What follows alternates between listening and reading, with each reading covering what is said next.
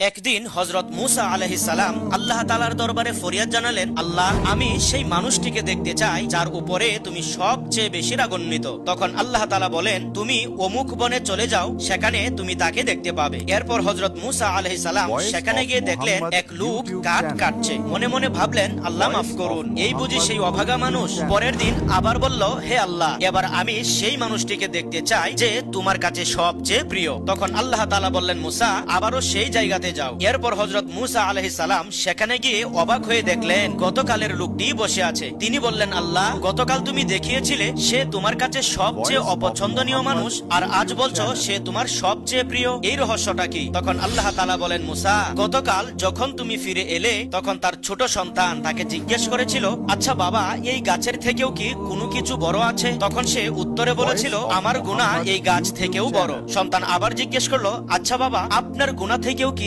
আরো বড় কিছু আছে? এই কথাটি শোনার পর লোকটি কেঁদে উঠল এবং বলল, হ্যাঁ, আল্লাহ তাআলার রহমত আমার গুনাহ থেকেও বড়। তখন আল্লাহ তাআলা বলেন, মুসা, এই কথার কারণে আমি তার সমস্ত গুনাহ মাফ করে দিয়েছি আর তাকে সবচেয়ে প্রিয় বান্দা হিসেবে কবুল করে নিয়েছি। সুবহানাল্লাহ।